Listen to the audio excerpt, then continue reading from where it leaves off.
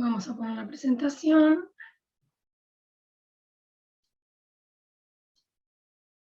La ven bien ahí, ¿no? En la totalidad de la pantalla. Sí. ¿Sí? Bueno, bárbaro. Bueno, vamos a empezar entonces. Darles las buenas tardes, presentarme. Soy la doctora Mariana Vila. Voy a estar hoy a cargo de charlar un poquito con ustedes y hablarles de este tema tan importante que ya lo venimos nombrando en otros teóricos, que son las sustancias irrigantes y las técnicas de irrigación. Todo lo que conlleva la irrigación en sí. ¿Con qué lo hacemos? ¿Cómo lo hacemos? ¿Qué cantidades? ¿Cuándo? Todo eso vamos a estar charlando un poquito hoy. Les pido por favor que no los veo, o sea que se suma que no veo las caritas si se me duermen, si se me aburren, si tienen dudas, les pido que se desmuteen y me pregunten en el medio de la conversación, de la charla, así se las podemos ir aclarando. Si no podemos, después veremos cómo lo hacemos. Pero todas las dudas, por más tontas que parezcan, no son tontas. Todo ayuda al crecimiento y al aprendizaje de todos. Todos estamos aprendiendo y con las dudas de uno, que a veces uno no se anima a decirlo, bueno, el otro lo dice y ahí vamos aprendiendo. Así que arrancamos. La importancia de este tema, ya sea en un tratamiento con un diagnóstico de una pulpa vital o con un diagnóstico de una pulpa necrótica, es fundamental, porque lo que nosotros vamos a retirar de adentro del conducto ya se sabe hace mucho tiempo que es más importante lo que nosotros retiramos del conducto, ya sea material orgánico, inorgánico, bacterias, microorganismos, sus toxinas, barro dentinario, es más importante que lo que nosotros colocamos dentro de él. Entonces es fundamental esa limpieza y usar todos los recursos que tenemos a nuestro alcance para que esta limpieza de nuestro sistema de conductos llegue a lograr que nuestro tratamiento sea lo mejor tolerado para el paciente. Ya no se habla de éxito o fracaso de un tratamiento, sino que sea lo que mejor se pueda tolerar con un diente en función, ya sea estética y de masticación, devolverle la función al diente. Entonces la limpieza cumple un rol fundamental. Les traje este cuadrito de las doctoras Adriana Rodríguez y Silvina Yarzábal, que ya lo vieron en el teórico pasado y en el repaso, pero queremos hacer hincapié, hacer integración de los conocimientos. Tanto la instrumentación de los conductos, o sea, la conformación de los mismos, con la instrumentación y la irrigación, van unidas, van como estas dos manos dándose simultáneamente durante nuestro tratamiento. Nosotros las separamos, didácticamente son muchos conceptos y no se los podemos dar todos juntos.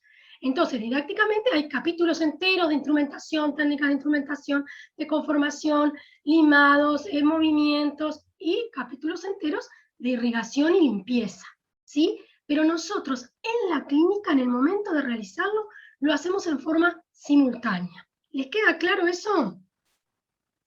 ¿Sí? Sí. Sí, profe. Bueno, acá pongo una secuencia del tratamiento también porque nos parece importante que vamos viendo teóricos por separado, temas por separado, pero para que ustedes tengan una idea de que todos estos temas van formando nuestro tratamiento de endodoncia, ¿no? Nuestra terapéutica endodóntica. Estos y muchos temas más que vamos a dar durante el curso. Un tratamiento de endodoncia va a empezar por una historia clínica que ustedes deben hacer detalladamente, minuciosamente, ya van a tener un teórico donde se les habla de la historia clínica general y específica de nuestra pieza a tratar. Luego vamos a pasar a hacer un diagnóstico clínico y radiográfico de la pieza que vamos a intervenir, ¿sí? Realizando una eliminación total de caries, una preparación coronaria, si es necesaria, para hacer una correcta aislación absoluta. Todos estos eran principios, ¿se acuerdan? Principios básicos de la endodoncia para cumplir con una cadena séptica. Daremos o no anestesia si es necesario, ya lo veremos según el diagnóstico y el caso. Pasaremos a hacer el acceso. Ustedes tuvieron con el doctor Pablo Aguirre el acceso en dientes anteriores. Luego van a ver en dientes posteriores, ya sean premolares y molares. el acceso que va a estar guiado, igual que otras etapas, por el diagnóstico y por la anatomía interna de nuestra pieza. La conductometría, que la vieron como una maniobra dentro de la limpieza y conformación, dada por las doctoras, la maniobra de lograr nuestra medida de trabajo, y luego pasamos a la limpieza y conformación. Las doctoras les explicaron diferentes movimientos, de limados, largos, cortos, movimientos de cuarto y cuarto, fuerzas balanceadas, técnicas coronapicales, técnicas telescópicas, diferentes maniobras, ya sea con instrumental mecanizado, con instrumental manual, con fresas, con limas, para lograr esa conformación.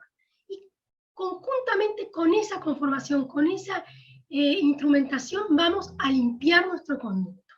¿Sí? Y ahora vamos a ver, aparte de con la instrumentación, con qué más lo limpiamos.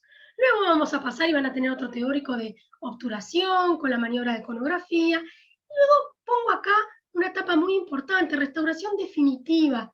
Nuestro diente endodonciado, endorrestauración. Ya hace mucho tiempo el diente se ve como un todo. No es la endodoncia por un lado, colocamos un doble sellado, un guionómero y abandonamos al paciente. Intentamos en nuestra clínica integral hacer una restauración del diente, que el diente esté restaurado para devolverle lo que les dije hace un ratito, devolverle la función, ¿sí? La estética y la función masticatoria. Por eso es importante que ustedes tengan seguimiento de ese paciente y si ustedes mismos lo pueden rehabilitar, mejor. Y luego los controles posteriores clínicos y radiográficos, que son parte del tratamiento, ¿sí? Entonces, nosotros hoy vamos a hablar de esta limpieza dada por la irrigación. Acá les puse a modo de ejemplo algunos eslabones de la cadena séptica. Cada uno de estos eslabones se debe cumplir detalladamente, minuciosamente, desde el principio al fin. Si en uno de ellos no cumplimos con este principio endodóntico, con este eslabón, la cadena se rompe. No cumplimos con la cadena séptica y hay menor posibilidad de que nuestro tratamiento logre durar en el tiempo, logre establecer una salud, un equilibrio, ¿sí?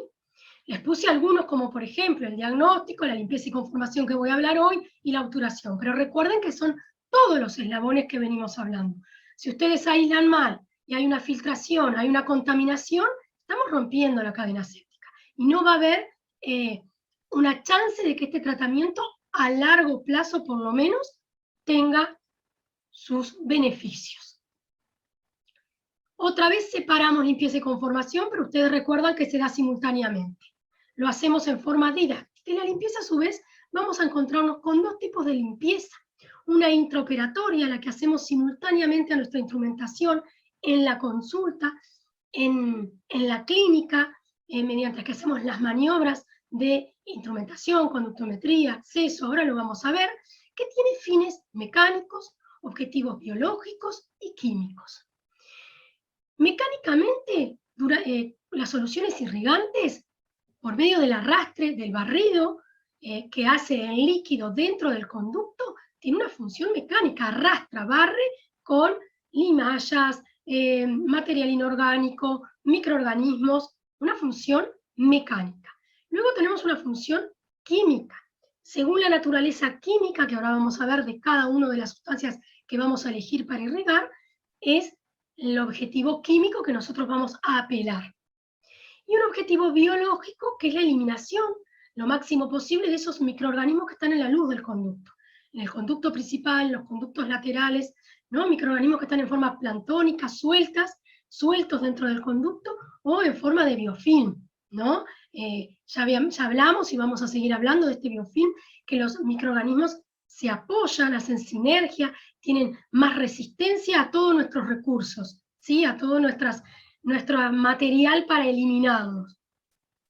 Y luego tenemos una limpieza que es entre sesiones, que va a ser otro teórico, que se los doy también yo, que es la colocación de medicación intraconducto, que hace una limpieza química y biológica también, pero es entre sesiones. No la hacemos simultáneamente durante la irrigación.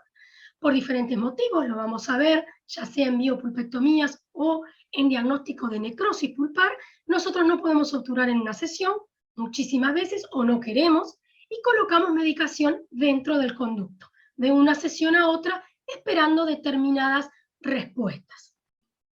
¿Me siguen hasta ahí? ¿Alguna Sí. pregunta? Sí, sí. Bueno, Nada. acá les traje una radiografía de un molar inferior con una gran lesión cariosa no oclusal, mucha destrucción, poco tejido oclusal queda una vez que eliminemos esta lesión cariosa, una zona radiolúcida en la zona de las raíces mesiales y les traje un premolar superior con una pequeña lesión cariosa proximal a distal y salud periapical. Tenemos dos situaciones diferentes. Una pieza con un diagnóstico de necrosis pulpar, como el molar, y una pieza con un diagnóstico de biopulpectomía, ¿sí? De pulpitis, perdón, para realizar una biopulpectomía. ¿Por qué les traje los dos casos? Porque nosotros vamos a utilizar muchas veces las mismas soluciones irrigantes, no importa el diagnóstico, ¿sí? Pero vamos a apelar a diferentes funciones de las mismas. Por ejemplo, en el tratamiento de necrosis pulpar, vamos a apelar a una función antimicrobiana, porque sabemos que hay microorganismos dentro del conducto, ¿sí? Sin embargo, en una pieza vital, en una pieza donde tenemos que realizar una biopulpectomía, el mismo irrigante vamos a apelar a una función organolítica, ¿sí? De disolución del contenido orgánico, ¿sí? Del tejido pulpar. ¿Cuáles son las variables que afectan nuestra irrigación? Hay múltiples variables, pero hay tres que son fundamentales y debemos analizarlas. Las características del terreno, en primera instancia, ¿se acuerdan que hablaban las doctoras en el teórico pasado?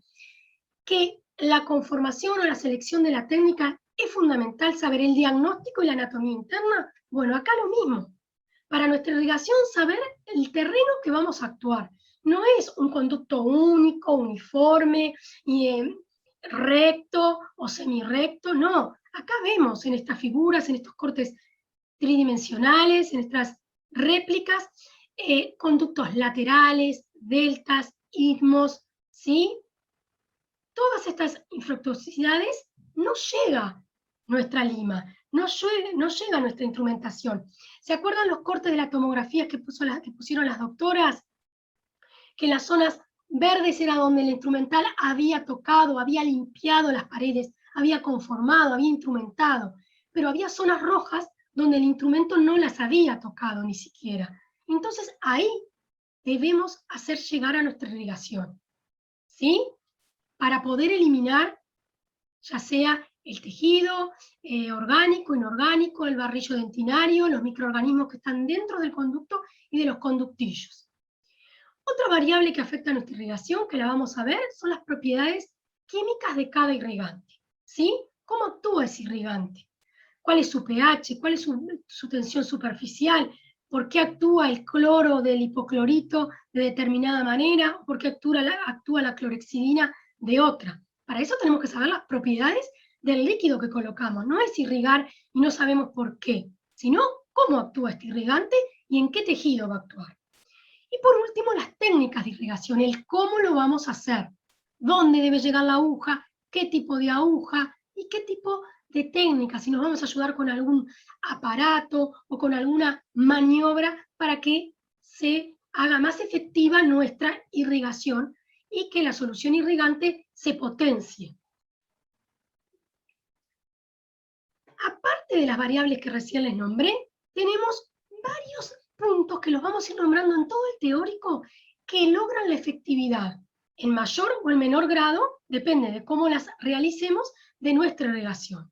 Y estamos hablando del volumen del irrigante, qué cantidad, la naturaleza química, como recién hablé, el tiempo de acción, cuánto tiempo estamos irrigando, la frecuencia, cada cuánto, la humectación de nuestras paredes del conducto, que viene ligado a la baja o alta tensión superficial, y la profundidad de penetración de la aguja y el tipo de aguja que utilicemos. Ahora vamos a ir de llenos a las propiedades de los irrigantes en general. El irrigante ideal todavía no se ha conseguido. Nosotros vamos a hablar de los 3 irrigantes más importantes para nosotros en nuestros tratamientos y van a ver que cada uno de ellos no cumple con algunos de estos ítems. Cumple con algunos muy bien, pero con otros no. Por eso muchas veces está lo que se llama, y vamos a hablar de la interacción, cómo tenemos que potenciarlos para lograr mayor efectividad, ¿sí? Un irrigante, una solución irrigante ideal sería la que cumpliera todos estos puntos. Por ejemplo, que tuviera acción rápida y sostenida en el tiempo, que fuera bactericida o bacteriostático. A nosotros nos importa más que tuviera amplio espectro, bacteriostático. Sería mejor que bactericida. Baja tensión superficial para que el irrigante pueda penetrar en mayor profundidad los conductillos dentinarios y así abarcar en esos conductillos el arrastre y eliminar todas las bacterias, las endotoxinas que sabemos que existen en los conductillos dentinarios, no solo en los conductos principales. Que el irrigante no fuera tóxico ni irritante, que fuera lubricante, que tuviera un pH neutro, que disolviera los tejidos orgánicos, que no se desactivara frente a la sangre, al pus o a los exudados, que no coloree la estructura dentaria, que fuera desodorizante, que tuviera color, sabor y olor agradable, que fuera de fácil manipulación. ¿Alguna duda hasta ahora? Me preguntan, chiquilines. El hipoclorito de sodio, los 3 primeros, la solución de gluconato de clorhexidina, la clorhexidina y los quelantes son los principales irrigantes en nuestro tratamiento. Luego tenemos otros que los vamos a utilizar en determinadas funciones, en determinados casos, que es el suero fisiológico, el agua de cal y el peróxido de hidrógeno. El hipoclorito de sodio ya se utiliza hace mucho tiempo. En 1790 comenzó su uso en la medicina y en la odontología, luego se volvió a utilizar en 1820, pero fue en 1915 que Daskin, en la Primera Guerra Mundial, lo introdujo como uso directamente en la medicina y en la odontología. ¿Qué hizo Daskin? Se dio cuenta que los heridos de guerra, solo lavándose las manos los médicos y los que atendían con hipoclorito al 2,5, lavando las heridas, la mortalidad bajaba en un número notorio. Entonces se dio cuenta que el hipoclorito de sodio era antimicrobiano, muy potente, y al tener tan bajo costo y ser de tan fácil accesibilidad, ayudó muchísimo. Fue en 1936, 1941 que Grossman y otros autores lo introdujeron ya en la irrigación de los conductos radiculares, en nuestros conductos de nuestras piezas. Variando la concentración, vamos a ver que la historia varió del 0,5 al 5 y vamos a ver a qué concentración la utilizamos nosotros, pero se dieron cuenta que para nuestros tratamientos de endodoncia era muy útil la limpieza con hipoclorito de sodio y es nuestra vedette como irrigante. Esto no los asuste, volvemos un poquito a la química, pero es fundamental. Es denso esto, pero ayuda, si vemos la fórmula, nos ayuda a entender cómo está formado el hipoclorito de sodio. Está formado por la unión de hidróxido de sodio, como vemos acá, con ácido hipocloroso. ¿Y cómo actúa? Bueno, el ácido hipocloroso, cuando se pone en contacto con la membrana de la célula bacteriana, se disocia. Acá lo vemos, en cloro, ay, ¿dónde está el cursor? Acá, en cloro y en óxido naciente, O2. El cloro se une a su vez a los oxidrilos de la pared bacteriana y de esa manera la destruye. Y el oxígeno es el responsable de la acción bactericida. ¿Qué hace el hidróxido de sodio? Es el responsable de hacer la disolución capilar de las bacterias. Y todo el hipoclorito de sodio tiene un pH alcalino, ya lo vamos a ver, de 11,8, que neutraliza la acidez del medio. Al neutralizar la acidez de este medio, en un medio ácido es propenso al desarrollo bacteriano, ¿no? El hipoclorito, al tener un pH alcalino, lo neutraliza y evita de esta manera que los microorganismos, las bacterias, se puedan seguir desarrollando. Entonces, con este mecanismo de acción, que es muy químico, pero tenemos idea de cómo actúa, ¿sí? ¿Por qué ¿En dónde actúa? En la membrana de la célula basal, uniéndose, destruyéndola, haciendo una disolución capilar, neutralizando el medio. Por eso las bacterias se destruyen, ¿sí? No pueden seguir creciendo en un medio donde irrigamos con hipoclorito correctamente y en las condiciones que vamos a ver. La acción del hipoclorito es fugaz, o sea, que se da mientras que estamos irrigando, no es sostenida en el tiempo. Por eso el hipoclorito de sodio lo usamos como solución irrigante, no como medicación entre sesiones. ¿Está claro? Vamos a ver entonces cuáles de las propiedades que nombramos de un irrigante ideal, cuáles son las principales que tiene el hipoclorito de sodio, que nosotros vamos a utilizar, tanto en necrosis como en pulpa vital, tanto en una necropulpectomía como en una biopulpectomía. La primera es que es antimicrobiano, por eso les puse una radiografía con una gran lesión periapical que abarca 2 piezas, para que les quede claro que su poder antimicrobiano es de amplio espectro. Actúa sobre bacterias, virus, hongos, levaduras, sobre el virus de la hepatitis B, del SIDA, ¿sí? Entonces lo vamos a utilizar por su gran poder antimicrobiano, su bactericida, perdón. Destruye a los microorganismos en forma rápida, como recién dije, no sostenida, pero su amplio espectro nos va a ayudar mucho en nuestro tratamiento. La segunda función fundamental del hipoclorito de sodio es su acción disolvente. Disuelve materia orgánica. Predentina, prolongaciones de odontoblastos, ¿sí? Entonces es muy importante para nosotros esta función. Para no olvidarnos, les puse este vaso DAPE. Cuando ustedes cuando estén en la clínica y realicen su primera extirpación con el extirpador y vean la pulpa todos emocionados, coloquen en un vasito DAPE. A mí me hizo hacer un docente mío y nunca me olvidé más. Coloquen esa pulpa extirpada con el extirpador en el vasito DAPE con el hipoclorito que les están dando en farmacia para irrigar. Van a ver que dentro de los 20 primeros minutos, y sigan trabajando, lo dejan ahí. Entre los primeros 20 minutos a las 2 horas, la pulpa que estaba en ese extirpador se disuelve, desaparece. Y ahí vemos su gran poder o su gran acción disolvente de materia orgánica. Y la tercera función, estas 3 son las principales del hipoclorito de sodio, es neutralizante. Neutraliza el contenido tóxico infeccioso que está dentro del conducto, ¿sí? Ustedes van a ver en el teórico de necrosis cómo nosotros vamos debridando con un movimiento de limas, que ya lo van a ver, y neutralizando este contenido por tercios para no llevarlo hacia apical. ¿Cómo lo neutralizan? ¿Cómo lo neutralizan? Irrigando con hipoclorito de sodio.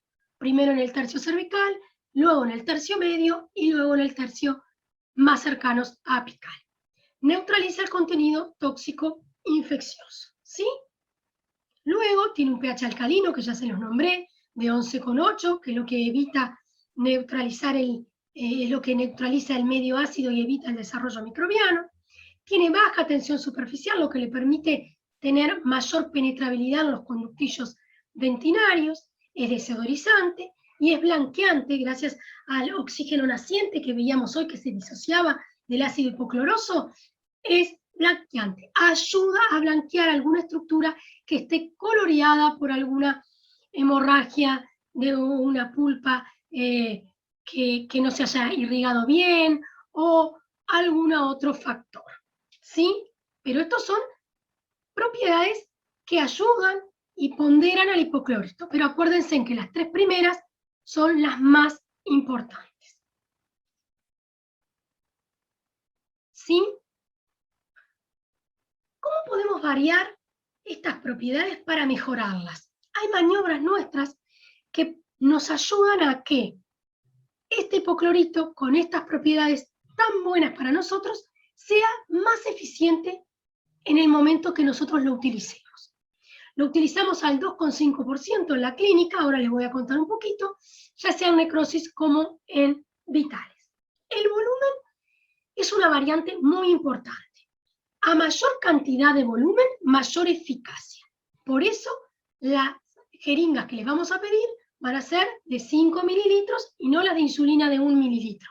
porque si no las tienen que cargar muchísimas veces y no lo hacen, y la irrigación no es copiosa, no es una cantidad suficiente, ¿sí? La cantidad, a mayor volumen, mayor eficacia.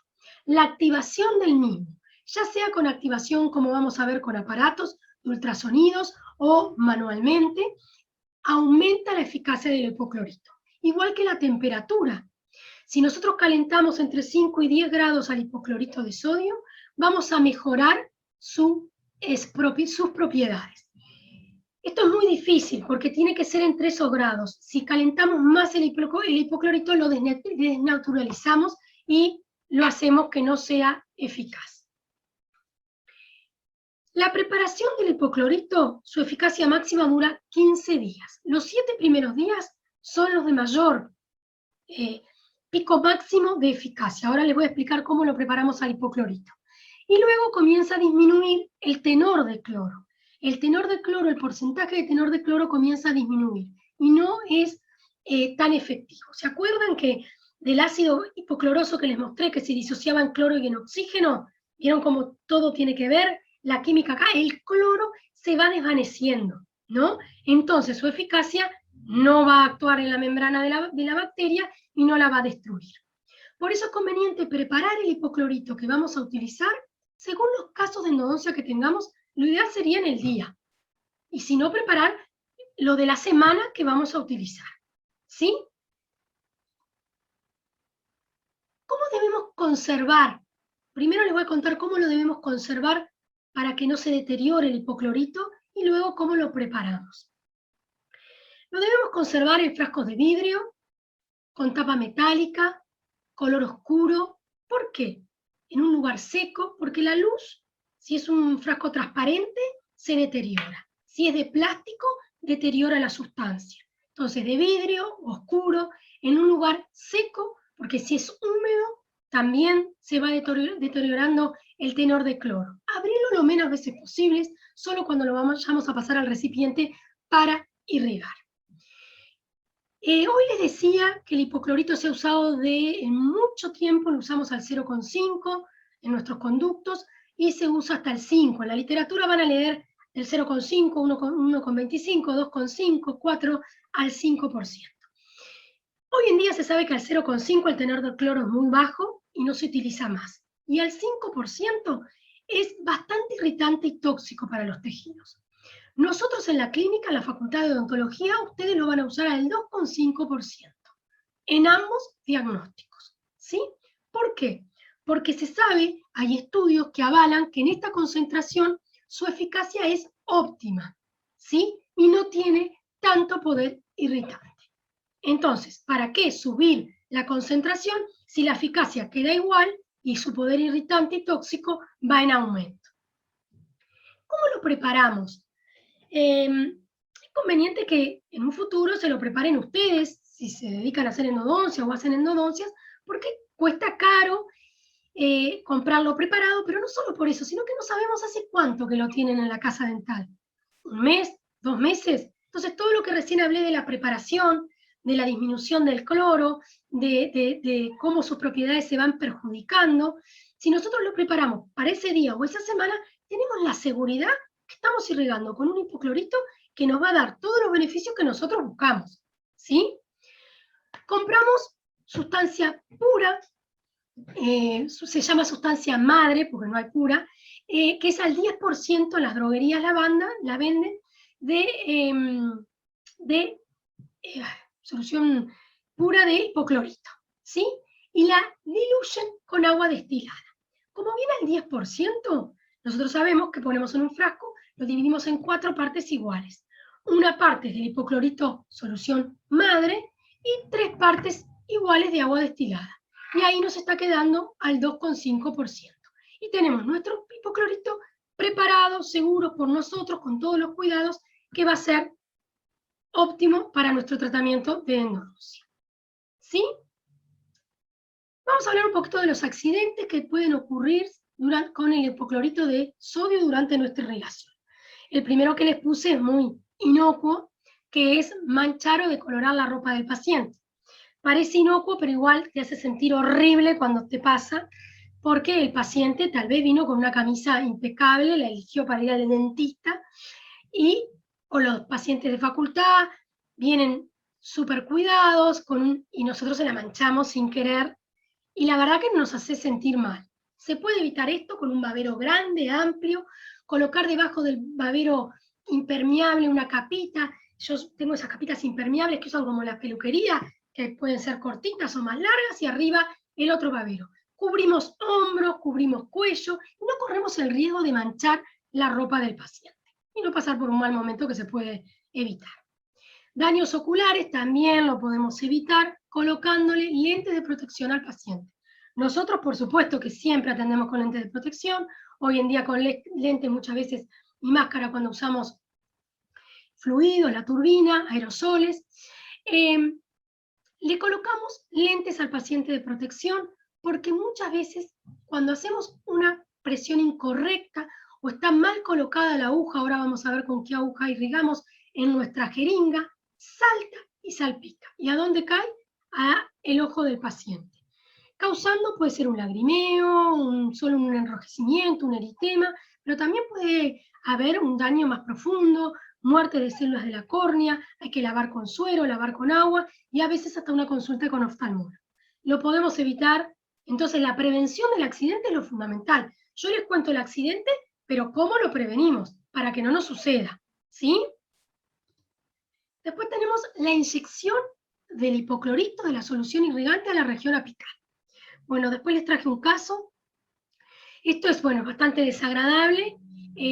Muchas veces se puede evitar, muchas veces no, es un accidente. Debemos seleccionar correctamente la aguja, el tamaño de la aguja, el grosor, que haya el espacio de reflujo, dónde la llevamos y haber analizado muy bien el caso clínico. A veces las radiografías muestran, y nosotros en la radiografía inicial no prestamos mucha atención, o una reabsorción, o una perforación, o un ápice abierto, donde el líquido se va a extravasar. Y debemos marcar la aguja hacia el tercio medio, no ir tan hacia apical. Y ahí podemos evitarlo. Otro accidente también es el enfisema, que es la inyección de aire a los tejidos perirradiculares. Se siente inmediatamente, el paciente lo relata con una inflamación, un dolor, a los pocos minutos aparece un hematoma. Y bueno, acá hay que hacer consulta, igual que en el otro caso, que ahora lo voy a contar con un caso específico. Y las alergias es algo que también se puede evitar, porque el hipoclorito de sodio, como todos nosotros sabemos, tiene uso doméstico. El paciente que es alérgico al hipoclorito lo sabe. Lo que pasa es que cuando nosotros preguntamos a la historia clínica alergias ¿usted es alérgico a medicamentos, anestésicos, alimentos? Y el paciente nos relata que no. El paciente no se imagina que nosotros vamos a utilizar hipoclorito de sodio. Entonces a veces está interesante hacer una historia clínica que es un eslabón más de nuestra cadena, ¿no?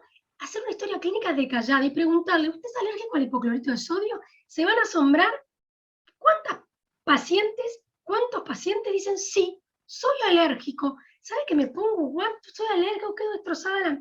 Bueno, entonces sabemos que no vamos a poder irrigar con hipoclorito, vamos a irrigar con, ya se los adelanto, clorexidina, ¿sí? Acá vamos a ver un caso acerca de la inyección para que les quede bien didáctico. Esto es de un compañero de la cátedra que me cedió las fotografías, el doctor Aguirre, que estaba atendiendo una pieza 32, en la cual un conducto muy atrésico con una lima 0,6 tuvo que comenzar, muy complejo.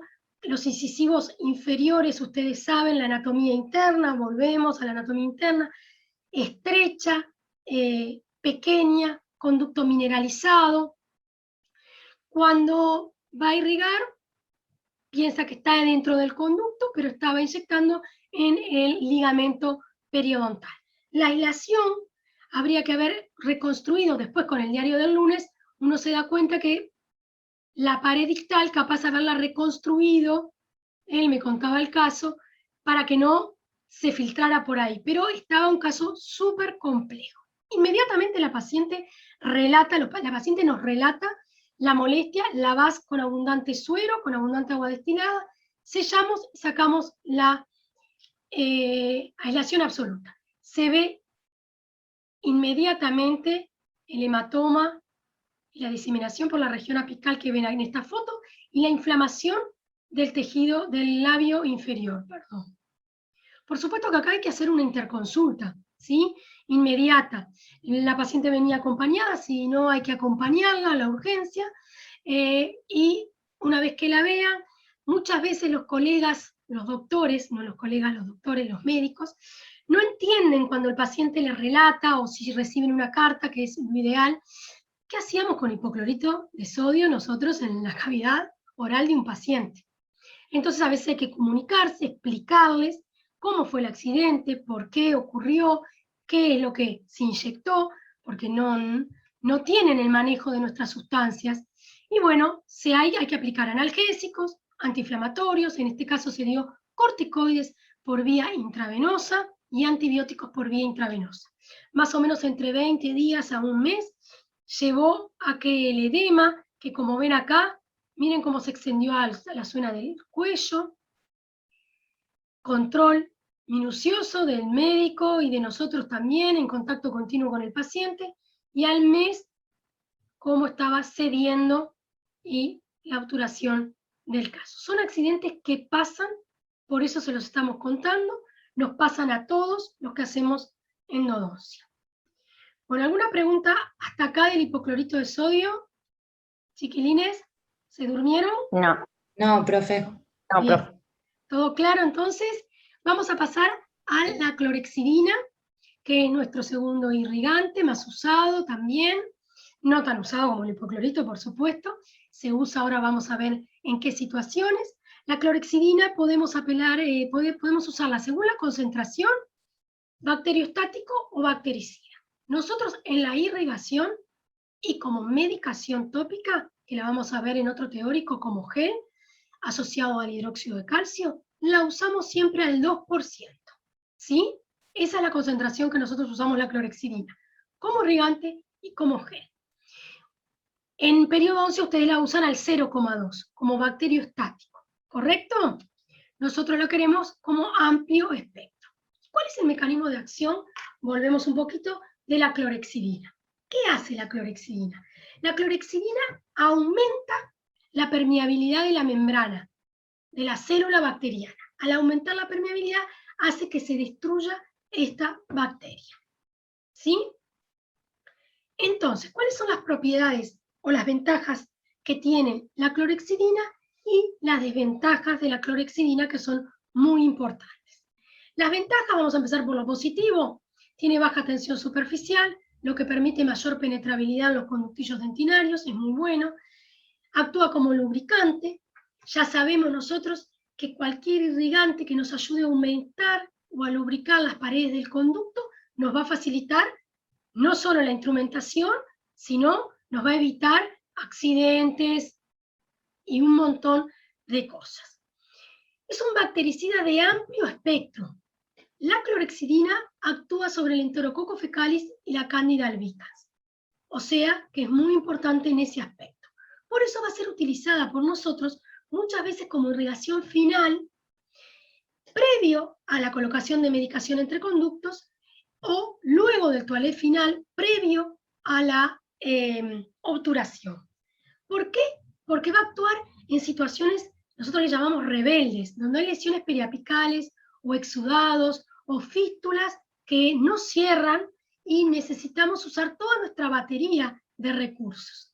Bueno, acá tenemos un irrigante que actúa sobre el Enterococcus fecalis y lo podemos utilizar.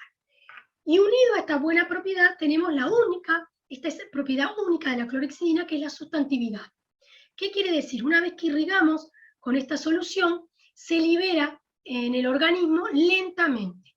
21 días queda la liberación de la clorexidina, mejor dicho, liberándose en nuestro organismo. Entonces, en estas lesiones periapicales, amplias, difíciles de combatir, la clorexidina es una herramienta más y muy útil. Y tiene baja toxicidad. Ahora, todo no es color de rosa. Por algo no tenemos todavía el irrigante ideal. ¿Qué no nos da la clorexidina? no disuelve sustancia orgánica, y una desventaja bastante grande que hay que tenerla en cuenta y presente es la interacción con el hipoclorito de sodio. Si nosotros estamos irrigando con hipoclorito de sodio, como veníamos diciendo, en un caso con una lesión periapical amplia, vamos a colocar una medicación 7 a 10 días, pero queremos hacer una última irrigación con clorhexidina, previo a la colocación de clorhexidina, venimos irrigando con hipoclorito de sodio, debemos lavar con suero fisiológico o con agua destilada y secar con conos de papel.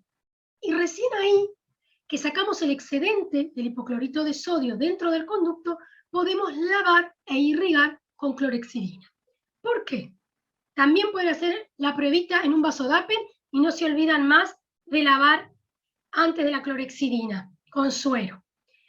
Si nosotros irrigamos con hipoclorito y no lavamos con suero ni secamos con conos de papel y lavamos con clorhexidina, se forma un precipitado entre el hipoclorito y la clorhexidina. La liberación del cloro lo hace con la clorhexidina, un precipitado anaranjado, marrón, que es muy difícil de retirar, ¿sí? Y bueno, que hay diferente literatura y diferentes artículos que hablan de una liberación de una paracloroformina que sería tóxica. No es tan así, pero este precipitado anaranjado, amarillo, que es como un barrillo espeso, cuesta mucho retirarlo y puede quedar residualmente, coloreando la corona o trayendo diferentes dificultades. Por eso, siempre que estamos irrigando con hipoclorito y vamos a hacer un último lavado con clorhexidina, lavar entre ambos con suero o con agua destilada y secar con conos de papel para sacar el excedente del hipoclorito. ¿Sí? ¿Quedó claro? Bueno, ahora vamos a pasar a los quelantes. Bueno, los quelantes son compuestos químicos que tienen iones radicales que se unen a iones metálicos de un complejo dentinario en este caso. Ahora lo vamos a explicar mejor cuando hablemos un poquito de la química. Son coadyuvantes químicos que nos van a ayudar y mucho. ¿Cómo nos van a ayudar? Estos quelantes nos van a ayudar y nos van a facilitar la instrumentación, ¿sí? ¿Por qué digo que nos facilita la instrumentación? Porque al tener las paredes humectadas, los quelantes lo que hacen, porque dije que los iones radicales se unen a los iones de calcio del complejo dentinario formando una quelación. ¿Qué es la quelación? El ablandamiento de la dentina, como que la van descalcificando, ¿no? Ablandando y haciéndola más permeable a nosotros. Entonces, por eso nos ayuda. Nos facilita la instrumentación porque una dentina más blanda nos permite mejor instrumentación, haciéndola más eficaz, porque también nos ayuda con la eficacia de los instrumentos. ¿Se acuerdan en el teórico de instrumental y en el teórico de conformación que decíamos que a un conducto húmedo, una pared dentinaria húmeda, mayor eficacia de los instrumentos? ¿Por qué? Porque hay menor fatiga del mismo. ¿Por qué? Porque hay menor riesgo de separación de un instrumento, ¿sí? Porque si el conducto no está humectado, no está irrigado, se va a taponear, las espiras de las limas se van a llenar de limallas dentinarias y todo eso va a traer accidentes y dificultades. Entonces, estos quelantes nos ayudan a la instrumentación.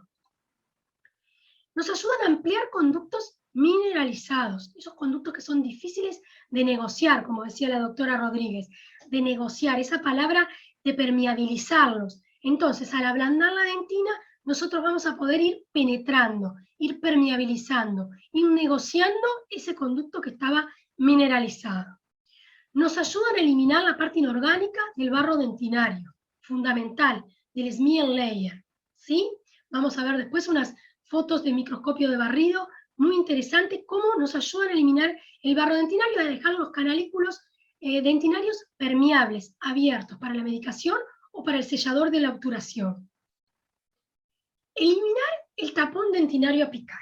Este tapón dentinario apical no tendría que existir, pero muchas veces, ya sea porque no irrigamos lo suficiente entre instrumento e instrumento, o porque no recapitulamos lo suficiente, o porque no precurvamos la lima de la manera correcta, porque no usamos la técnica correcta, no recapitulamos, no irrigamos, se nos va formando todo este polvillo dentinario que nosotros vamos limando. ¿A dónde cae? A apical. Y se forma un tapón. Y este tapón que nos hace perder nuestra medida. ¿Se acuerdan el trabajo que nos había dado conseguir nuestra medida de trabajo con la conductometría? Bueno, si ese polvillo cae en apical, porque no irrigamos, no recapitulamos, nosotros perdemos. Empezamos con una medida de 20 milímetros, por ejemplo, y estamos 18. Doctor, ahora no me baja más de 18 la lima 20. ¿Por qué? Porque hicimos un tapón de dentina que se ubicó en apical. Los quelantes, en este caso en pasta o en gel, nos van a ayudar a eliminar, y los instrumentos finos y la paciencia, a eliminar este tapón dentinario que nunca se tendría que haber formado. ¿Me siguieron? Y también, ¿para qué más nos ayudan los quelantes? Para evitar la formación de un tapón colágeno. Cuando estamos con una pulpitis, un tejido vital, hacemos el acceso y vamos a hacer una maniobra que la van a ver de cateterismo, ¿no? Exploración para ver cómo es, para con los dedos sentir cómo es esta anatomía, las curvas, el grado de curvatura, con una lima fina hacemos un cateterismo. Muchas veces, si no colocamos, inundamos la cámara con hipoclorito, la cámara de acceso, y colocamos un quelante en pasta o en gel, en este caso, para que nos ayude a desprender el colágeno. Muchas veces impactamos en la maniobra de cateterismo el tejido dentinario, el tejido pulpar hacia apical y se forma un tapón de colágeno. El hipoclorito con los quelantes nos van a ayudar a desprender este colágeno que no vaya hacia apical, no taponeando y perdiendo medida y formando un tapón, medida no, porque todavía no la tenemos, formando un tapón en apical que no nos deja llegar a nuestra medida adecuada. Acá tenemos una radiografía de un caso en este molar superior, las raíces mesiales que estoy señalando, mesiovestibular, mesiodistal, distovestibular, perdón, mesiovestibular y distovestibular, perdón, y palatino. ¿Qué vemos? Vemos que la luz de los conductos casi no se ve. Tenemos mineralización, conductos muy finos.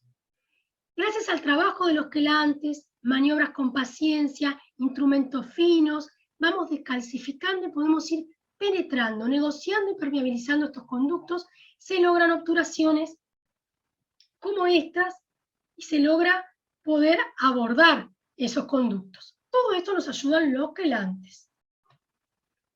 Acá es lo que les explicaba hoy. Los radicales libres de los quelantes se unen a los iones metálicos de un complejo molecular y se fijan a estos mediante un proceso que se llama dequelación. ¿Para qué nos sirve a nosotros saber esto, no? En nuestro caso, este complejo molecular que hablan es la dentina, ¿sí? Y los iones metálicos de este complejo, que es la pared de nuestro conducto, la pared dentinaria, son los iones de calcio. Entonces, tenemos un complejo molecular que es la pared dentinaria. Tiene iones de calcio que son los iones metálicos. Y ponemos un quelante que tiene radicales libres que se van a unir a estos iones de calcio, ablandando, descalcificando por medio de la quelación a la pared dentinaria. ¿Sí? Y acá tenemos fotos de microscopio de barrido de la pared del conducto. A la derecha, miren, acá es una pared con barrillo dentinario, ¿sí? Sin haber irrigado con quelantes, previa a la irrigación. ¿Ven qué poca permeabilidad? Está como sucia, como tapada de barrillo dentinario. Miren luego de la irrigación de quelantes, ¿sí? Los quelantes en forma de irrigantes, de líquido, porque ahora lo vamos a ver, vieron que yo estaba hablando también en forma de pasta y geles en la instrumentación, porque son quelantes también, nada más que su presentación viene en diferentes estados. Ahora la vamos a ver. Todo esto hace que elimine el barrillo dentinario, ¿sí? La irrigación del quelante, y este debe actuar 1 a 2 minutos en el conducto para no hacer mayor descombro y nos ayuda a la limpieza. Todo esto, chiquilines, es para ampliar la limpieza con objetivos mecánicos, como dijimos hoy, químicos y biológicos. Acá elimina el smear layer, la parte inorgánica, y miren cómo quedan estos canalículos. Esta pared es mucho más permeable. ya sea una medicación que yo coloque o al sellante si yo voy a obturar. ¿Ven la diferencia, no? No tiene nada que ver una pared con otra. ¿Sí? Antes y después de la irrigación con quelantes. Y esto es lo que les decía. La clasificación de los quelantes. ¿De qué sustancias pueden derivar? Los que nosotros más utilizamos en la clínica, son los derivados del ácido etileno diaminotetracético, del ETA, que es una sal disódica. Y a su vez, las presentaciones que tenemos son en líquido, en pasta y en geles. Y luego vamos a hablar de las presentaciones comerciales, ¿sí? Y las características de algunas de ellas que son las que más usamos. El líquido es el que veníamos hablando, lo usamos para el toilet del conducto, para la irrigación previo la obturación o la irrigación previo a la colocación de medicación. ¿Sí? ¿Entienden eso? ¿Me siguen? Bueno. Sí, clarito. ¿Sí? Ese es en solución líquida. Los quelantes en pasta o en geles también nos van a ayudar para la limpieza, pero nos van a ayudar durante la instrumentación, durante la conformación, para todo lo que veníamos hablando, facilitando la instrumentación, eliminando el tapón de colágeno, evitando el tapón de colágeno, eliminando el tapón de dentina, permeabilizando conductos mineralizados, ¿sí? ¿Cuál es la ventaja de uno y de otros? Bueno, tienen diferentes usos y se usan específicamente en diferentes situaciones. El acetato de decualinio es otro ácido que se utiliza también como quelante y en nuestro medio lo conocemos como el Salvident o el Solvidont, que ahora lo vamos a ver las características. Y el ácido cítrico es un ácido débil que también se utiliza como quelante líquido, ¿sí? Nosotros los que más utilizamos y los que utilizamos en la clínica, ahora vamos a ver los que hay en nuestro mercado, son los que les muestro acá. El Largal Ultra todos son la sal disódica que hablábamos hoy, formados por hidróxido de sodio y agua destilada. Al Largal Ultra, que hace un par de años ya no viene a nuestro mercado, le agregaban un detergente, el Cetablón, que ayudaba a bajar la tensión superficial del quelante y de esa manera tener mayor permeabilidad dentinaria, ¿sí? Los que tenemos en nuestro medio hoy en día, el Largal venía al 15%. Es el quelant 17, que es al 17% del laboratorio Leduc, y el ETA Plus, que es al 17% de Farmadent. Ambos vienen en frascos de 250 mililitros o de medio litro, ¿sí? Como vemos, la concentración del quelante va a tener que ver, igual que su volumen, igual que el tiempo que lo colocamos dentro del conducto. Estos quelantes en líquido vienen entre 15 y 17%, más no. Vamos a ver los de pasta. Tenemos el RC Prep, esta es la presentación comercial, que es ETA al 15%, más peróxido de urea al 10% y Carbowox o glicol, que es su base. ¿Por qué nos importa que tiene peróxido de urea? Vamos a ver ahora los otros que tienen. Porque el peróxido de urea al 10% mezclado con el hipoclorito de sodio hace un burbujeo, se llama el efecto Champagne, el efecto de burbujeo, y ayuda al descombro, ayuda a la limpieza. Todo esto nos va a ayudar a que nuestro conducto esté más limpio, poder retirar bacterias, microorganismos. Todas estas pastas son útiles durante la instrumentación. Tienen una dificultad que es su retiro dentro del conducto. Por su misma solubilidad, como lo dice la palabra, pastosa, cuesta el retiro del conducto y queda muchas veces en las paredes. Hay que hacer mucha irrigación con hipoclorito de sodio para poder retirarlos o usarlos en cantidades muy pequeñas. Son llevados con lima, ya sea apical para sacar un tapón de dentina o a la entrada de los conductos si queremos evitar el tapón colágeno. Tenemos el Etamil de Farmadent o el Endodent de Leduc. Luego tenemos la presentación que hablábamos recién en geles, como el Glyphosate, que es ETA al 15% también, con peróxido de carbamida. El peróxido de carbamida junto con el hipoclorito tiene también el efecto de burbujeo que recién hablé, de descombro, también tiene un efecto oxidante, de blanqueante, debido a la carbamida. ¿Por qué los geles son más beneficiosos que las pastas? Porque son hidrosolubles, chiquilines. Al ser hidrosolubles, se pueden retirar mucho más fácil de adentro del conducto. Se lava con hipoclorito de sodio y los geles, al ser hidrosolubles, no queda esa película que hablábamos de las pastas. Es importante, las presentaciones acá tenemos, vieron cómo vienen con agujitas para dispensarlos, son descartables, por supuesto, hay un desperdicio de material acá en la aguja, pero bueno, son muy finitas, el file is de Ultraden con tope para poder marcar la aguja. Este es el único que viene, como ven, al 19%, ¿sí?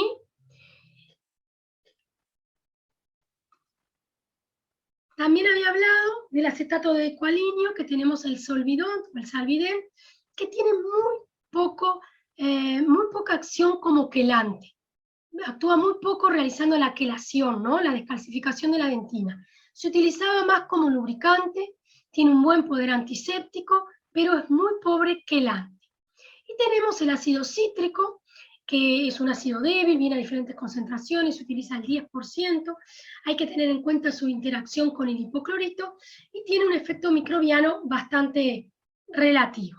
Hay un trabajo que les recomiendo que lean, realizado por compañeros de la cátedra, compañeras de la cátedra, donde habla de las diferentes soluciones, el ETA y el ácido cítrico las compara en su eficacia, su concentración en la remoción del barro dentinario. Cuánto tiempo hay que ponerlos, cuál es más eficiente y bueno, todo lo que venimos hablando. Hasta ahora, chiquilines, hablamos de todas las soluciones, ¿sí?, que vamos a utilizar. ¿Alguna duda hasta acá? ¿Alguien quiere preguntar algo sin vergüenza, sin miedo? ¿No? ¿Seguimos entonces? No. ¿Cuándo? ¿Nada? No, todo bien. ¿Fueron muchos? No sé cuántos. Bueno, ¿cuándo vamos a irrigar? Ya también lo hablaron en el teórico pasado las doctoras, pero vamos a hacer hincapié en esto. Primero les quise traer esta fotografía, porque ya sé que ustedes lo saben, pero recalcar nunca viene mal.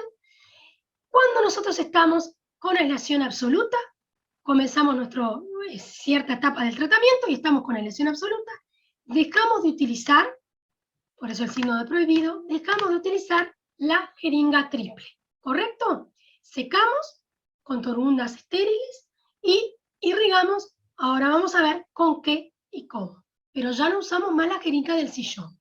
¿Queda claro? ¿Cuándo vamos a irrigar? Desde el comienzo de nuestro tratamiento. En el acceso ya hablaba el doctor Aguirre y hablaban las doctoras.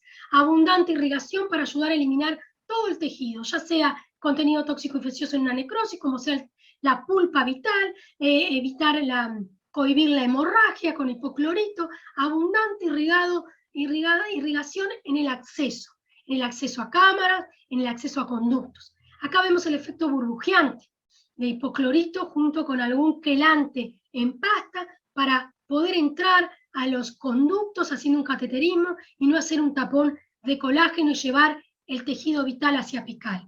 Durante la instrumentación, ya lo decían las doctoras, entre cada instrumento, entre un instrumento y otro, cuando paso de la lima 15, chiquilines, a la lima 20, irrigo. De la 20, trabajo con la 20, a la lima 25, irrigo. Y así sucesivamente durante toda la instrumentación. Recapitulo e irrigo. Y así voy a evitar los accidentes, las vías falsas, la acumulación de polvillo dentinario en apical, o voy a lograr la mayor eficacia de mi instrumento. Previo a la obturación, por eso estoy secando ahí con conos de papel, o previo a la colocación de una medicación, si vamos a diferir en varias sesiones este tratamiento. Irrigo abundantemente, seco y obturo, hago el toalé del conducto correspondiente a ese diagnóstico y obturo o coloco la medicación correspondiente a ese diagnóstico. Entonces sabemos con qué sustancia vamos a irrigar, y cuándo. Ahora vamos a ver el cuánto vamos a irrigar. Yo les hablé de volumen. Cuanto mayor volumen, más eficacia. Pero ¿y cuánto es el mayor volumen? Se habla entre 3 a 5 centímetros cúbicos cada uno o dos instrumentos. Nosotros le decimos 5 centímetros cúbicos entre cada instrumento. Entonces les puse varias jeringas descartables, que son las que van a tener que comprar para llevar ustedes. La de 10 no, es muy grande, la presión que hay que hacer entre el émbolo muy ancho y la aguja muy delgada es muy fuerte, y la de 3 la van a tener que cargar más veces y se van a cansar, terminan no haciéndola. Preferimos la de 5, chiquilines, ¿y qué hacemos? Les decimos, al principio les parece una exageración, una descarga de toda la jeringa entre cada instrumento. La jeringa la vaciamos, irrigando. Ya vamos a ver con qué presión, a qué velocidad, suavemente. ¿Por qué? Porque esta jeringa no la vamos a usar con esta aguja. Estas agujas son muy gruesas. Con estas agujas que viene la jeringa, no. Nosotros les pedimos estas violetitas que dice acá ve el estuche 24G, y colocamos esta aguja finita y delgada en esta jeringa, ¿sí? Estas agujas son de acero inoxidable, son descartables igual que la jeringa, tienen bisel en la punta, se pueden precurvar por nosotros para que entren mejor en el conducto. Tanto las jeringas como estas agujas, en la farmacia o en las casas dentales el precio es bastante elevado, o es más elevado que en las droguerías. Un consejo es, en las droguerías van y se compran cuando comiencen las clínicas una caja de 100, 200 jeringas de 5 mililitros y 100 o 200 de estas agujas. Y tienen y se olvidan. Nunca llegan a la clínica y, ¡ay, me olvidé! Porque no había comprado. ¿Tá? Jeringas, cuánto y las agujas que vamos a utilizar. Acá les traje otros diseños de agujas. Estas agujas ya no son descartables, se pueden esterilizar en autoclaves. Las Navitips que vemos acá, con tope, miren el calibre 0.33, 0.30. Tenemos las Capillary Tips, las Micro Capillary Tips de siliconadas, con puntas muy delgadas que llegan muy bien y flexibles al conducto, a donde nosotros queremos que lleguen, a nuestros tercios, con diferentes calibres, 0.35 esta violeta, 0.48 esta verde, pero bueno, el costo es más elevado, se pueden autoclavar y se adaptan a la jeringa descartable que nosotros pedimos, ¿sí? Hay muchas, a nuestro mercado llegan algunas y otras no. Esta fotografía es para que vean que en las agujas no hay un tipo de aguja, hay millones, chiquillas. Hay con la punta truncada, como vemos esto. Miren con bisel, con canaleta lateral, con doble canaleta, con múltiples orificios. Lo que nosotros tenemos que tener claro es cuál es nuestro objetivo. Que nuestro líquido irrigante, nuestra solución irrigante, llegue hasta la zona que nosotros queremos. Para eso tenemos que tener claro que el irrigante sale de la aguja 1 milímetro a 1,5 milímetros más de la aguja. Más no. Por eso si nosotros llegamos hasta el tercio cervical, no va a llegar hasta el apical, hasta el tercio apical. Va a llegar 1 milímetro, 1,5 milímetros más. Estos diseños son muy lindos y producen, no es que sean lindos, son muy eficaces. Los laterales, por ejemplo, de salida lateral, está comprobado que el irrigante choca contra la pared del conducto dentinario y produce un descombro, una limpieza, un burbujeo que nosotros no vemos contra esa pared, ¿sí? Porque no está saliendo desde la punta y solo haciendo esa limpieza o irrigando directamente apical. Al chocar en las paredes, esa limpieza es más completa, ¿sí? Hay estudios muy interesantes. Y les traje para que vean una tabla de variaciones. Gauges, vieron que yo les dije 24G, es la medida del grosor de las agujas, ¿sí? ¿Cómo se comparan con nuestras limas? Y acá vemos cómo debemos tener conformado. Por eso es tan importante el ensanchamiento del tercio cervical que les hablaban las doctoras. Preparar, ¿se acuerdan? Uno de los objetivos del ensanche temprano es que la irrigación fuera mejor, que fuera mejor el líquido irrigante, la obturación, ir preparando para que nuestra aguja vaya acompañando, porque nuestra aguja no puede entrar ajustada, nuestra aguja tiene que entrar en el conducto y tener un espacio de reflujo, ¿sí? Para que el líquido vuelva y no se extravase hacia apical. Les marqué la que pedimos y les marqué la aguja de insulina. La aguja de insulina es muy útil porque es muy finita. Pero ¿qué pasa? Tiene una contra, mide 12 milímetros, es muy cortita. Entonces, en tratamientos donde tenemos una corona dentaria amplia o donde no se puede llegar porque el conducto es bastante largo, 21 milímetros, no nos va a servir.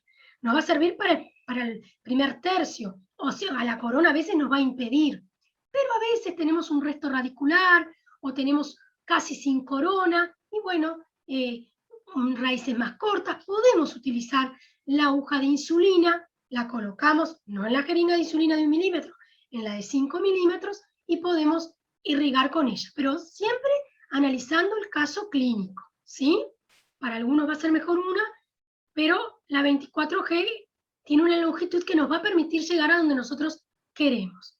Este cuadro ya se lo pusieron, lo volví a repetir adrede para explicar la profundidad de penetración de la aguja, ¿sí? Y que vean, yo sé que es un esquema y en un esquema todo es más simple, ¿no? Como la aguja, miren, tiene espacio, ¿no? Entra la aguja y hay un espacio, acá estamos aspirando, que ahora vamos a hablar, un espacio para que el líquido salga del conducto. Acá está entrando tercio cervical donde comienza el tercio medio. Acá está tercio medio, le falta un poco para llegar al tercio apical. Y acá está a 2 milímetros del tercio apical. Lo que nosotros aspiramos, según el caso clínico, es llegar a la unión del tercio medio y el tercio apical. Si podemos ir un poco más porque el caso nos permite, porque no es un ápice abierto, porque no hay una reabsorción, porque el caso nos lo permite, podemos llegar un poquito más hasta 2 milímetros de nuestra medida de longitud, porque sabemos que el líquido se extravasa 1 milímetro, 1 milímetro y medio, ¿sí? En muchos casos debemos medir, marcar nuestra aguja de irrigación y la llevamos confiados, ¿sí? Siempre marcando, vamos más seguros hasta donde nosotros queremos llegar. Si nuestra medida de trabajo es 20, bueno, la marcamos en 17, vamos viendo cómo vamos llegando. Luego 18 y vamos viendo, ¿sí? Es muy importante cuando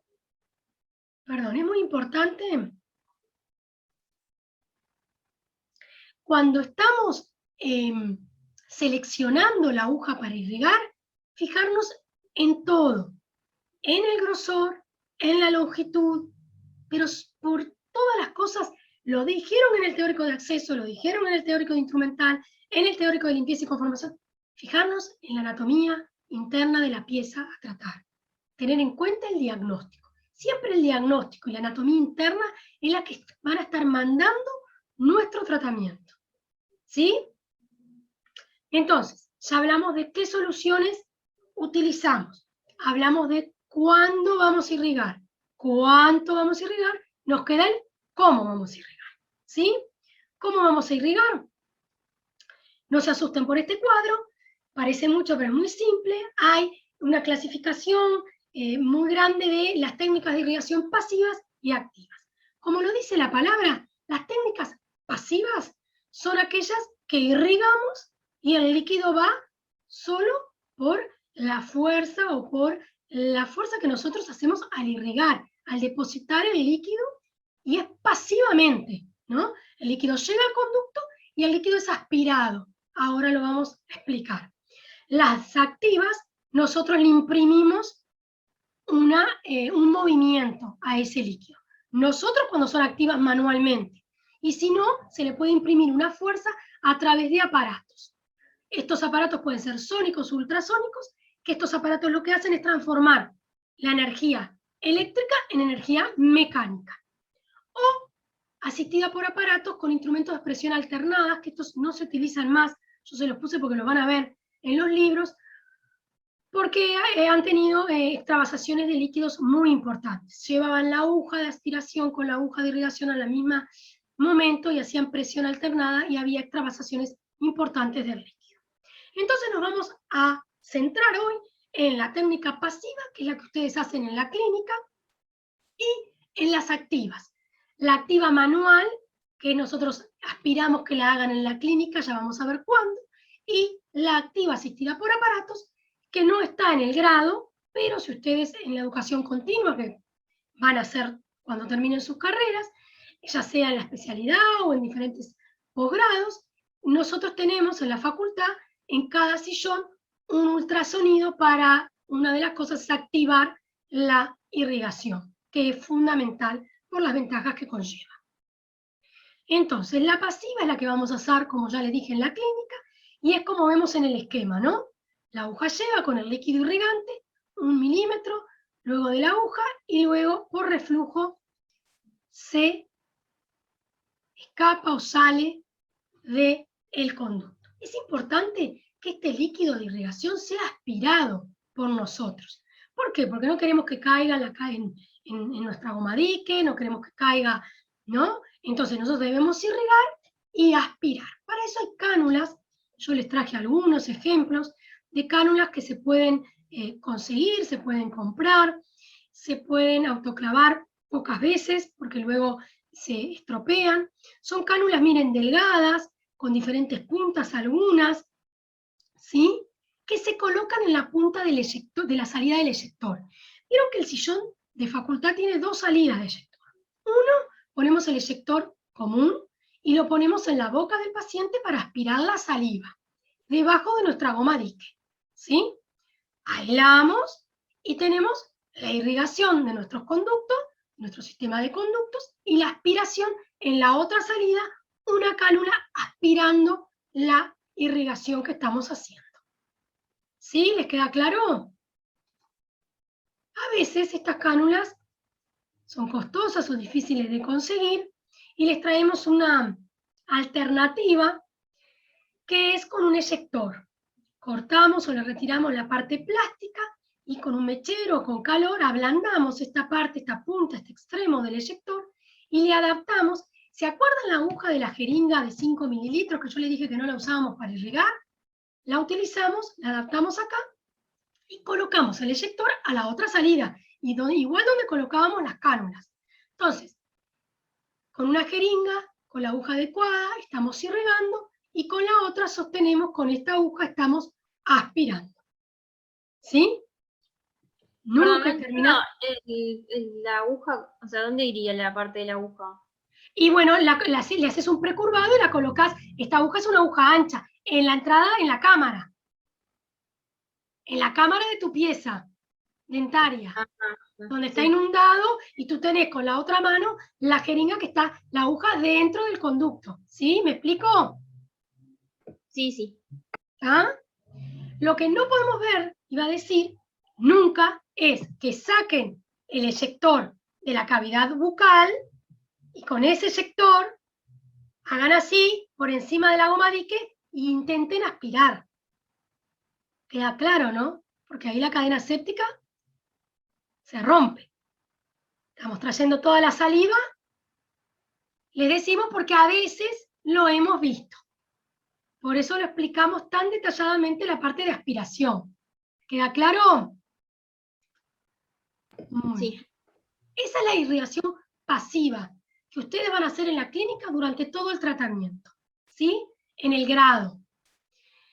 Luego teníamos las activas. La activada manualmente es una vez que tenemos conformado, preparado nuestro conducto, seleccionamos nuestro cono principal y hacemos movimientos tomándolo con la pinza al cono, como muestra la fotografía, movimientos de entrada y salida, movimientos in-out, entre 2 y 3 minutos, 100 movimientos por minuto.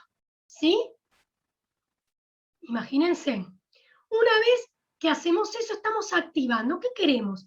Queremos hacer movimiento para que haya un burbujeo, que nosotros no lo vemos, un burbujeo y mayor limpieza, mayor descombro. ¿Se acuerdan que cuando les hablé del hipoclorito les dije que una de las maneras de optimizar, de hacer más efectivo el hipoclorito era activándolo o era con temperatura? Bueno, acá estamos haciendo eso. ¿Qué desventaja tiene esta? Que ya tenemos que tener el conducto preparado. Entonces no lo podemos hacer mientras que hacemos la preparación, la conformación de nuestro conducto. Lo podemos hacer al final, cuando ya este está preparado, cuando este ya está conformado, previo a la obturación, previo a la colocación de una medicación. Entonces lo hacemos allí, ¿sí?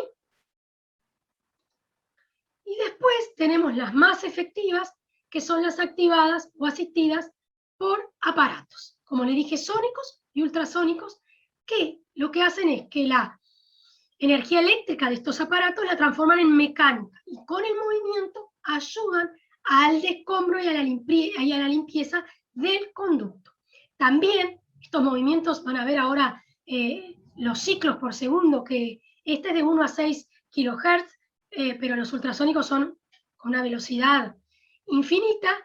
También a esta velocidad aumenta la temperatura. No solo es una función mecánica, sino también aumenta la temperatura y aumenta la eficacia del irrigante. Con los aparatos sónicos que tenemos en el mercado, tenemos, este es el Endoactivator, que tiene puntas, de diferentes tamaños, de diferentes calibres, small, medium y large. Ahí vemos las medidas y los tapers. Tenemos la amarilla es 1502, la 25 es 1504 y la large es 35 también con un taper 04. ¿Qué hace? Una vez inundado el conducto con el hipoclorito, colocamos, son finitas como una tanza, flexibles, no desgastan ni cortan la dentina. Colocamos, prendemos, tiene 3 velocidades, el fabricante aconseja usarlo en la velocidad más fuerte, y comienza a vibrar, comienza a agitarse rápidamente esta tanza y activa la irrigación. ¿Sí? Los aparatos sónicos son audibles al oído humano, a diferencia de los ultrasónicos que no son audibles y que actúan a 25 a 30.000 ciclos por segundo. O sea, la velocidad a veces parece que no se está moviendo de tanto que se está moviendo. No lo vemos de tan rápido que es el movimiento en las puntas ultrasónicas. Al principio, cuando se crearon estos aparatos, los sónicos eran mejores que los ultrasónicos. En los trabajos de investigación producían mejor limpieza y descombro, más efectividad, pero con el pasaje del tiempo los ultrasónicos se han creado puntas espectaculares que nosotros colocamos a un aparato como este es uno, traje uno que es el que está, me parece que es esta marca el que está en la especialidad, sí, que es un cavitador que ustedes lo usan para periodoncia y para endodoncia, en la velocidad de endodoncia, con puntas especiales. Acá tenemos puntas que son como, en este caso el aparato viene con puntas como limas, pero se pueden adaptar puntas, ya vienen súper especializadas, puntas para todo, para el cavitador, para conductos atrésicos, para desgastar, pero hay puntas específicas para la activación de la irrigación. ¿Sí? Acá vemos el movimiento, ¿sí? Que es oscilatorio, que es tan rápido que nosotros no lo detectamos con el ojo humano, ni el burbujeo ni su acción. Pero a microscopio, con mayor aumento, esto es lo que nosotros veríamos. La activación del hipoclorito con un quelante, por ejemplo. Miren el burbujeo en la cavidad al retirar el instrumento, adentro de los conductos, ¿sí? Y hace que la limpieza sea mucho más efectiva, que logremos optimizarla. Las ultrasónicas son más efectivas que las sónicas. Bueno, ¿alguna pregunta? Esperen que me pasé a las conclusiones. ¿Tienen alguna pregunta, alguna consulta? ¿Pareció muy tedioso? Vamos a decir como una especie de resumen de puntos importantes a tener como conclusión. Tener en cuenta que aún no existe el irrigante ideal, pero tener en cuenta la importancia que es para nosotros el hipoclorito con sus 3 funciones fundamentales. Evitar las interacciones y si las hacemos, hacerlas correctamente con los cuidados adecuados. La necesidad de los quelantes, ya sean líquidos como en pastas o en geles, para una limpieza completa. ¿Qué características debe tener la aguja que vamos a irrigar? Y tener en cuenta que cuando hablamos de técnicas, las activas siempre superan a las pasivas y las ultrasónicas a las sónicas. Tenemos las referencias, todo esto va a quedar grabado. Y bueno, no queda más que agradecerles, ¿sí? y escucharlos si tienen alguna pregunta.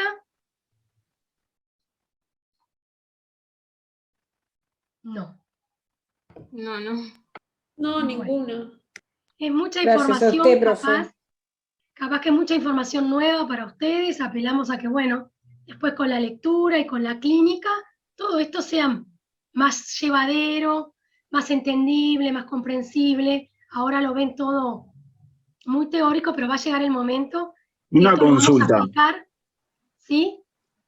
Con eso, con la irrigación ultrasónica que ahí mostrabas, igualmente seguís irrigando con la jeringa. Lo único que haces con el ultrasonido es mover, digamos, activar el hipoclorito. Exacto. No irriga. Ahí va. No. Irrigás con la jeringa, inundás el conducto, la cámara, y luego vas con el ultrasonido, con la punta de ultrasonido y activás la irrigación. Perfecto. Cuando lo haces manual, entonces simplemente lo que haces, barrés cuando lo aplicás, o es cuando vos decías con el cono. Cuando lo haces con el cono, lo mismo, inundás el conducto, colocás el cono y haces los movimientos. Claro. Siempre con el conducto inundado con la solución, porque lo que vamos a activar es la solución irrigante, ya sea activarla manualmente o por algún aparato. Perfecto, gracias. ¿Queda claro? No, a ti. ¿Sí? Bueno, espero que les haya quedado claro, y como decía, esto va a tener un lindo entendimiento con la clínica cuando lo hagan, y es mucho más sencillo de toda la teoría. ¿Está? Bueno. Perdón, doctora, antes de que te despida, aclararle a todos que, dado que este es un tema clave, se pregunta siempre en el examen, es un tema que hay que saber sí o sí para poder llevar adelante la terapéutica endodóntica. Vamos a hacer en el próximo un encuentro de repaso de los contenidos claves de este teórico. Así que para aprovecharlo bien, les sugerimos repasar sus apuntes o volver a ver el teórico, si se lo pueden comentar a los compañeros, mejor todavía. Y con la doctora Vila se va a hacer el repaso solo de los temas claves, no se va a volver a dar el teórico, ¿verdad? Pero para que ustedes vayan identificando qué cosas necesariamente tienen que tener afianzadas de este tema. Y después, bueno, se va a ir haciendo un repaso paulatino a medida que vayamos avanzando en otros teóricos más. ¿Sí? Si hay preguntas, acuérdense que también está el foro. Nos podemos comunicar a través del foro. Muchas gracias. Gracias. Gracias a ustedes. Gracias, buenas noches. Gracias, profe. Chao. Hasta luego.